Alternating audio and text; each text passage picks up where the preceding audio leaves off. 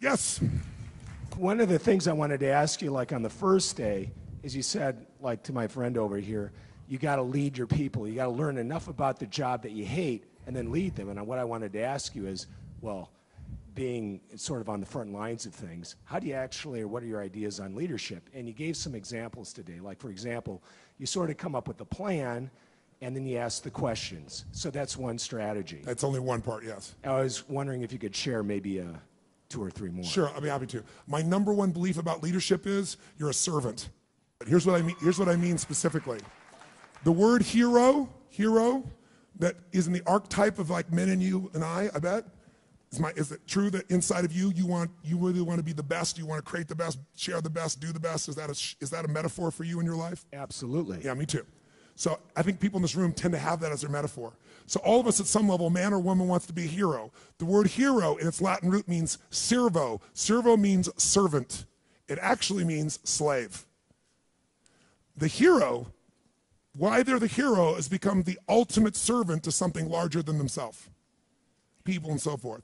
The person who thinks they're going to lead by demand or by position can only lead for a short period of time. But the person whose idea of serving is, my belief is, if you can find a way to take any group of people and help them to experience their needs at a richer, deeper level than anyone else, then together you guys can get anything done. Anything. Now, it may not work the first time, but together you can get to that point. Because needs are ultimately what we're after. We're not after the vehicle we think we're after. You want $1 billion, then you get it. I got plenty of clients, and I will tell you, it is not the end game. And so then they go after their second billion.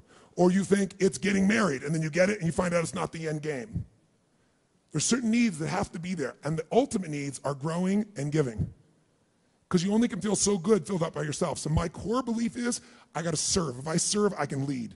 Because I believe motive does matter. If my motive is just to get you to do something for me, there's a certain amount of power that I can get to do that if I strategize, if I think, if I feel, and also if it serves a greater good, even if I don't intend it. If the bumblebee goes to try to get the nectar it wants, its selfish goal, I believe there's a higher power that guides it all. And when that bumblebee goes, it doesn't intend to give anything but pollen sticks to its legs. As it goes about trying to get what it wants, that's how flowers are created. I really believe that everything has a web of connection. If your intent is to serve yourself, you're still going to serve something more than yourself, and you're going to get a certain amount of insight.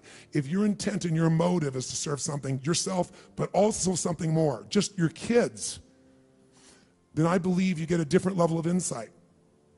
And because you're serving more of what serves life. It's not just me. It's me and my family. If you're trying to serve a community, I believe you get a different level of insight. If you're trying to serve humanity, you get a different level of insight. I get emotional thinking about it because this is why I do what I do.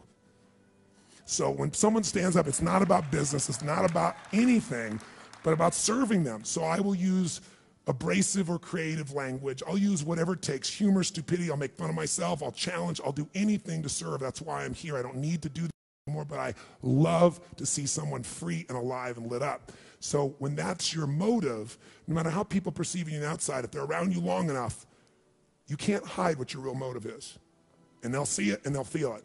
Motive does matter. If it's to serve something high, it'll be that. That doesn't mean you don't get served too. And in business, you got to be served. Or I used to do business and I lose money in the business and everybody else was happy.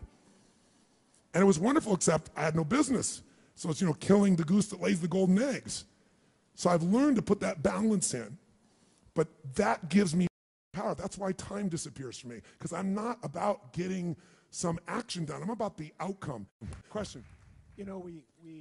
We talked about, the economy being real rough going forward.